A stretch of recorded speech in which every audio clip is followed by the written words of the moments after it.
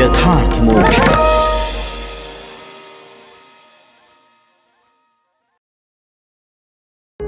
यथार्थ मोक्ष प्रस्तुत कर रहा है अतुल्य संपूर्ण महाभारत। श्री महाभारत पतिव्रता महात्म्य पर 299वां अध्याय। शाल्व देश की प्रजा के अनुरोध से महाराज द्युमत्सेन का राज्याभिषेक कराना तथा सावित्री को 100 पुत्रों और 100 भाइयों की प्राप्ति। मार्कंडेय जी कहते हैं, जब वह रात बीत गई और सूर्यमंडल का उदय हुआ, उस समय सब तपोधन ऋषिगण पूर्वाहन काल का नित्य कृत्य पूरा करके पुनः उस आश्रम में एकत्र हुए। वे महर्षिगण राजा द्युमत्सेन से सावित्री के उस परम सौभाग्य का बारंबार वर्णन करते हुए भी तृप्त नहीं होते थे। राजन, उसी समय शाल्व देश से वहां की सारी प्रजाओं ने आकर महाराज द्युमत्सेन से कहा, प्रभु, आपका शत्रु अपने ही मंत्री के हाथों मारा गया है। उन्होंने यह भी निवेदन किया है कि उसके सहायक और बंधु बांधव भी मंत्री के ही हाथों मर चुके हैं। शत्रु की सारी सेना पलायन कर गई है। यह यथावत वृत्तांत सुनकर सब लोगों का एक मत से यह निश्चय हुआ है कि हमें पूर्व नरेश पर ही विश्वास है। उन्हें दिखाई देता हो या न दिखता हो, वे ही हमारे राजा हों। नरेश्वर, ऐसा निश्चय करके ही हमें यहां भेजा गया है। ये सवारियां प्रस्तुत हैं और आपकी चतुरंगिणी सेना भी सेवा में उपस्थित है। राजन, आपका कल्याण हो। अब अपने राज्य में पधारिए। नगर में आपकी विजय घोषित कर दी गई है। आप दीर्घ काल तक अपने बाप दादों के राज्य पर प्रतिष्ठित रहे। तत्पश्चात राजा द्युमत्सेन को नेत्र युक्त और स्वस्थ शरीर से सुशोभित देखकर उन सब के नेत्र आश्चर्य से खिल उठे और सबने मस्तक झुकाकर उन्हें प्रणाम किया। इसके बाद राजा ने आश्रम में रहने वाले उन वृद्ध ब्राह्मणों का अभिवादन किया और उनसे समादृत हो वे अपनी राजधानी की ओर चले। शैब्या भी अपनी बहू सावित्री के साथ सुंदर बिछावन से युक्त तेजस्वी शिबिका पर, जिसे कई कहार ढो रहे थे, आरूढ़ हो सेना से घिरी हुई चल दी। वहां पहुंचने पर पुरोहितों ने बड़ी प्रसन्नता के साथ द्युमत्सेन का राज्याभिषेक किया। साथ ही उनके महामना पुत्र सत्यवान को भी युवराज के पद पर अभिषिक्त कर दिया। तदनंतर दीर्घ काल के पश्चात सावित्री के गर्भ से उसकी कीर्ति बढ़ाने वाले 100 पुत्र उत्पन्न हुए। वे सब के सब शूरवीर तथा संग्राम में कभी पीछे न हटने वाले थे। इसी प्रकार मद्रराज अश्वपति के भी मालवी के गर्भ से सावित्री के 100 सहोदर भाई उत्पन्न हुए, जो अत्यंत बलशाली थे। इस तरह सावित्री ने अपने आप को, पिता माता को, सास ससुर को तथा पति के समस्त कुल को भी भारी संकट से बचा लिया था। सावित्री की ही भांति यह कल्याणमयी उत्तम कुल वाली सुशीला द्रौपदी तुम सब लोगों का महान संकट से उद्धार करेगी। वैशंपायन जी कहते हैं, जन्मेजय, इस प्रकार उन महात्मा मार्कंडेय जी के समझाने बुझाने और आश्वासन देने पर उस समय पांडुनंदन राजा युधिष्ठिर शोक तथा चिंता से रहित हो काम्यक वन में सुखपूर्वक रहने लगे। जो इस परम उत्तम सावित्री उपाख्यान को भक्ति भाव से सुनेगा, वह मनुष्य सदा अपने समस्त मनोरथों के सिद्ध होने से सुखी होगा और कभी दुख नहीं पाएगा। इस प्रकार श्री महाभारत वन पर्व के अंतर्गत पतिव्रता महात्म्य पर्व में सावित्री उपाख्यान विषयक 299वां अध्याय पूरा हुआ। कुंडलाहरण पर्व 300वां अध्याय। सूर्य का स्वप्न में कर्ण को दर्शन देकर उसे इंद्र को कुंडल और कवच न देने के लिए सचेत करना तथा कर्ण का आग्रह पूर्वक कुंडल और कवच देने का ही निश्चय रखना।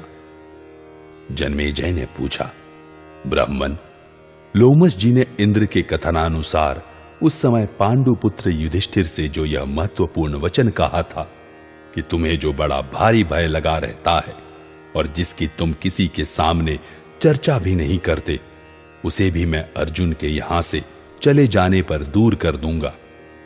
जप करने वालों में श्रेष्ठ वैशंपायन जी, धर्मात्मा महाराज युधिष्ठिर को कर्ण से वह कौन सा भारी भय था जिसकी वे किसी के सम्मुख बात भी नहीं चलाते थे।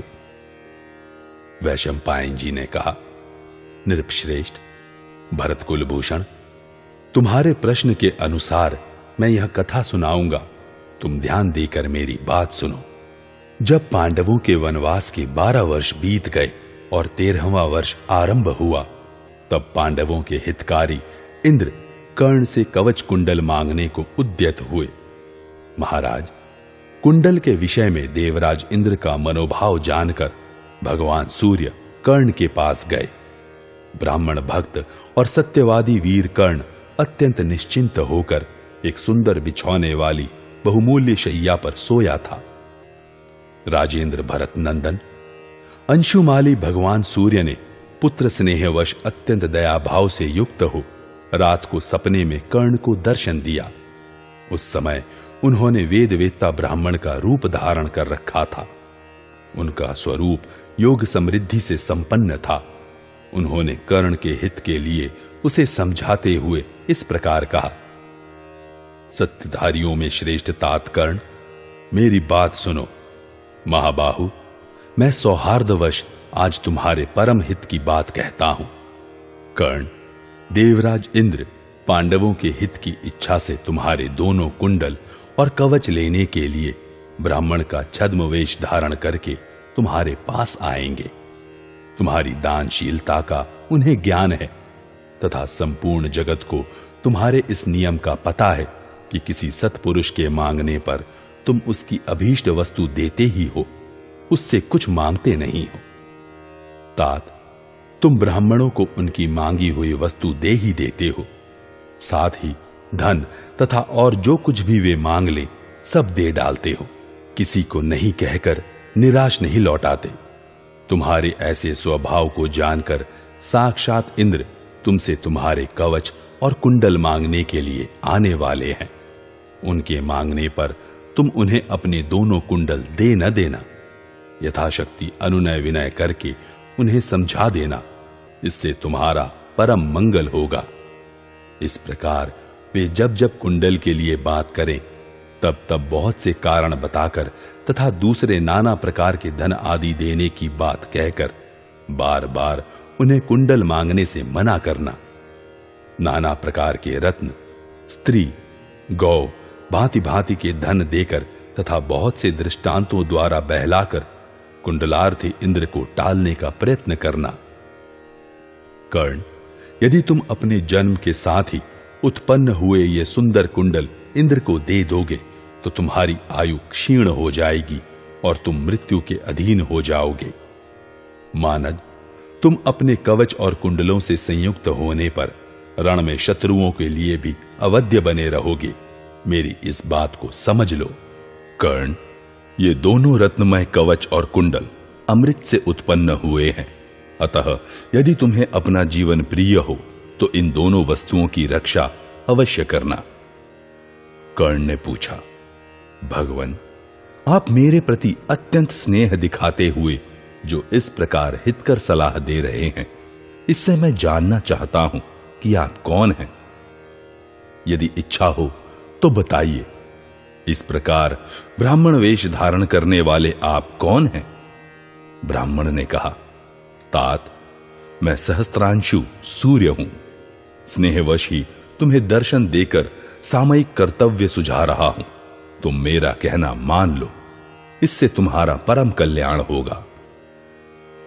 कर्ण ने कहा, जिसके हित का अनुसंधान साक्षात भगवान सूर्य और हित की बात बताते हैं, उस कर्ण का तो परम कल्याण है ही।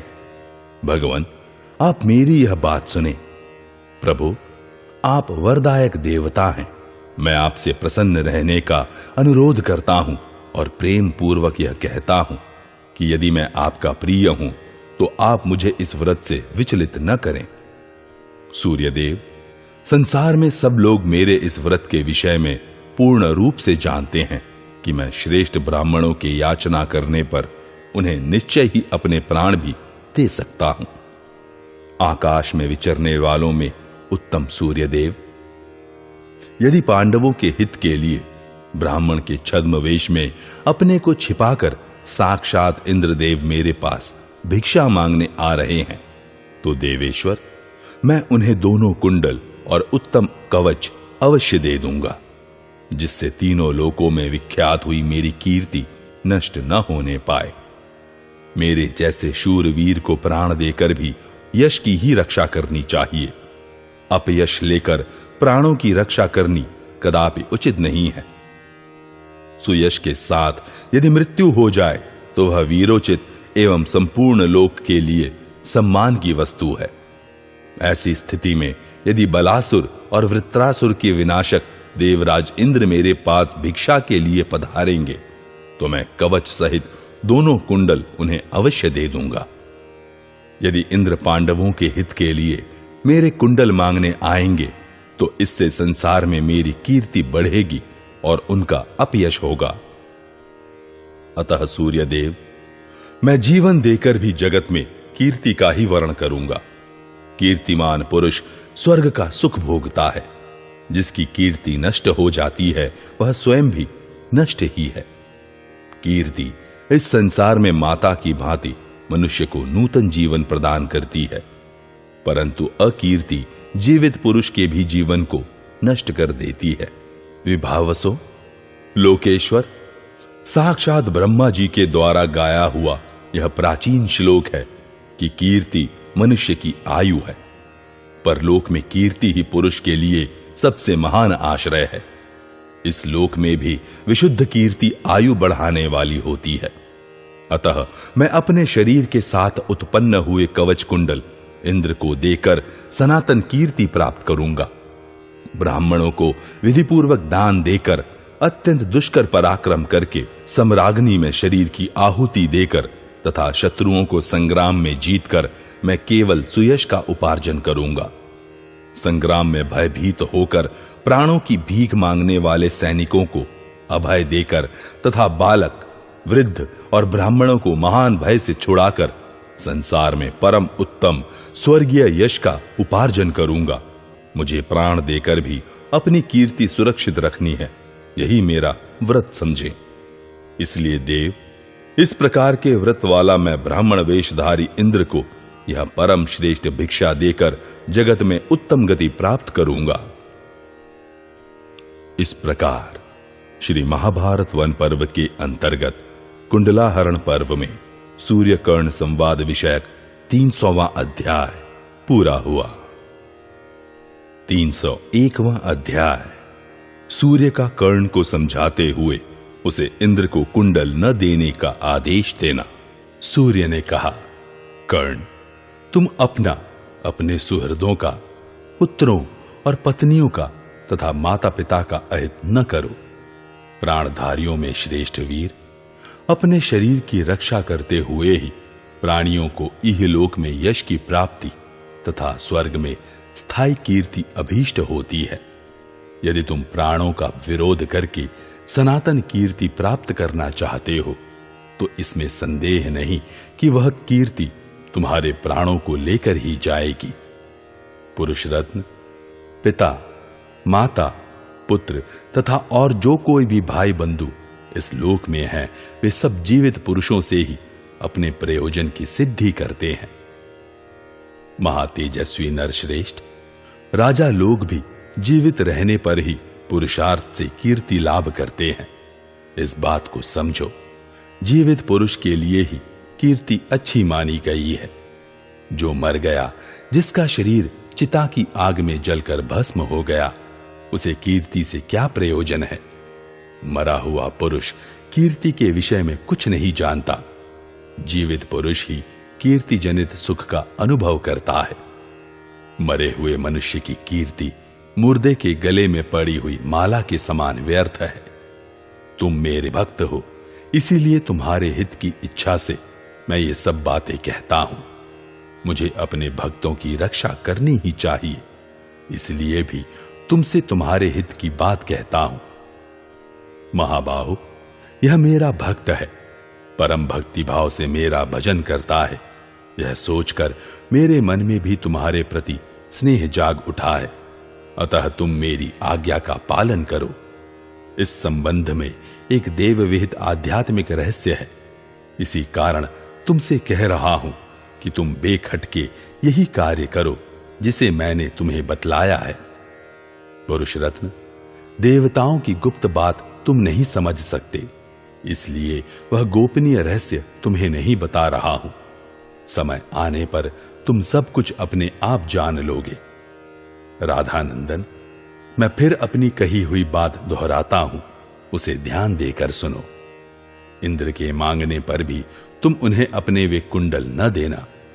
महाद्युते, तुम इन दोनों मनोहर कुंडलों से निर्मल आकाश में विशाखा नामक 2 नक्षत्रों के बीच प्रकाशित होने वाले चंद्रमा की भांति शोभा पाते हो।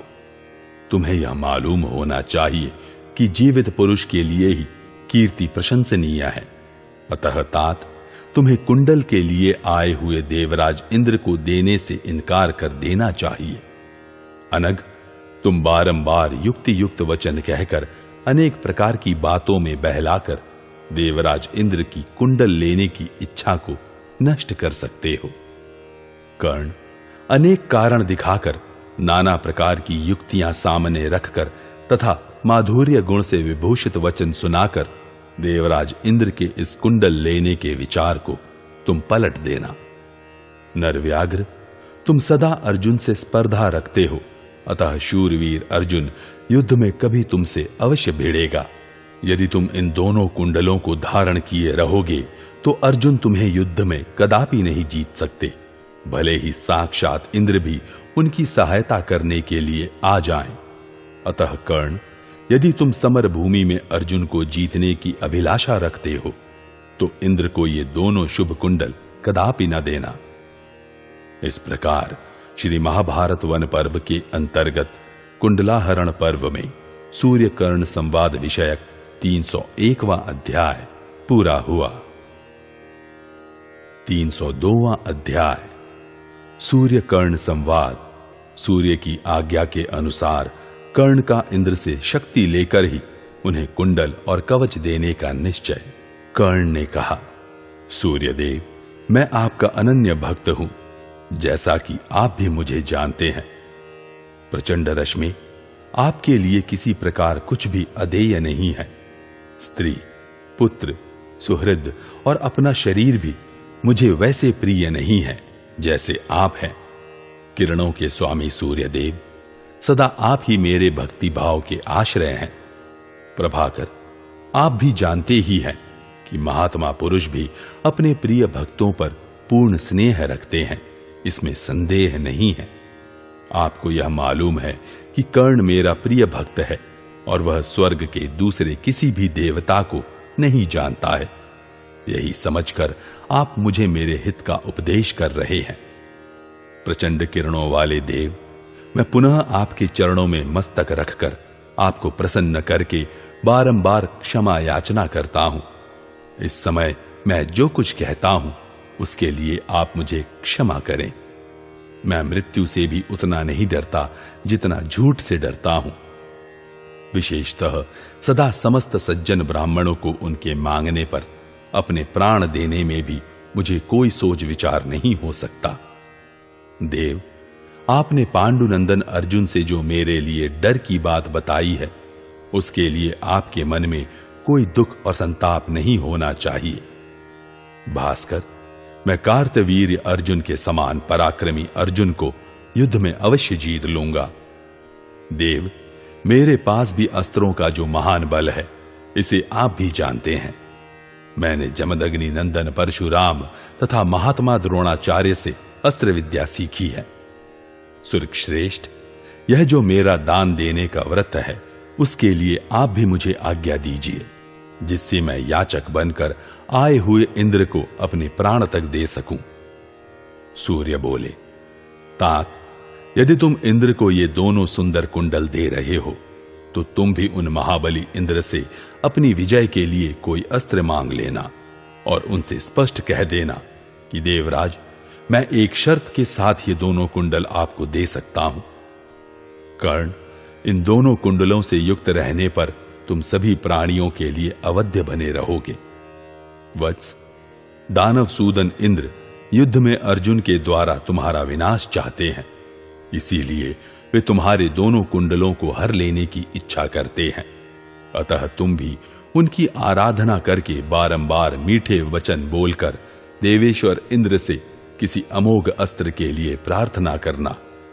तुम उनसे कहना, सहस्त्राक्ष, मैं आपको अपने शरीर का उत्तम कवच और दोनों कुंडल दे दूंगा, परंतु आप भी मुझे अपनी वह अमोघ शक्ति प्रदान कीजिए जो शत्रुओं का संहार करने वाली है।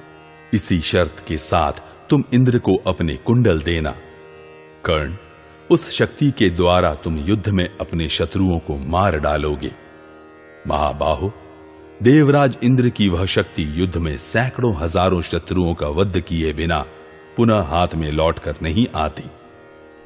वैशंपायन जी कहते हैं, जन्मेजय, ऐसा कहकर सूर्यदेव सहसा वहीं अंतर्धान हो गए। राजन, स्वप्न के अंत में कुछ बोलता हुआ सा कर्ण जाग उठा। भारत, जगने पर वक्ताओं में श्रेष्ठ राधानंदन कर्ण ने स्वप्न का चिंतन करके शक्ति के लिए इस प्रकार निश्चय किया, यदि शत्रुओं को संताप देने वाले इंद्र कुंडल के लिए मेरे पास आ रहे हैं तो मैं शक्ति लेकर ही उन्हें कुंडल और कवच दूंगा। भरत श्रेष्ठ, ऐसा निश्चय करके कर्ण प्रातः काल उठा और आवश्यक कार्य करके ब्राह्मणों से स्वस्ति वाचन कराकर यथा समय संध्योपासन आदि कार्य करने लगा। नृपश्रेष्ठ, फिर उसने विधिपूर्वक 2 घड़ी तक जप किया। तदनंतर जप के अंत में कर्ण ने भगवान सूर्य से स्वप्न का वृत्तांत निवेदन किया। उसने जो कुछ देखा था तथा रात में उन दोनों में जैसी बातें हुई थी, उन सबको कर्ण ने क्रमशः उनसे ठीक ठीक कह सुनाया। राहु का संहार करने वाले भगवान सूर्य देव ने यह सब सुनकर कर्ण से मुस्कुराते हुए से कहा, तुमने जो कुछ देखा है वह सब ठीक है। तब शत्रुओं का संहार करने वाला राधानंदन कर्ण उस स्वप्न की घटना को यथार्थ जानकर शक्ति प्राप्त करने की ही अभिलाषा ले इंद्र की प्रतीक्षा करने लगा। इस प्रकार श्री महाभारत वन पर्व के अंतर्गत कुंडलाहरण पर्व में सूर्य कर्ण संवाद विषयक 302वां अध्याय पूरा हुआ।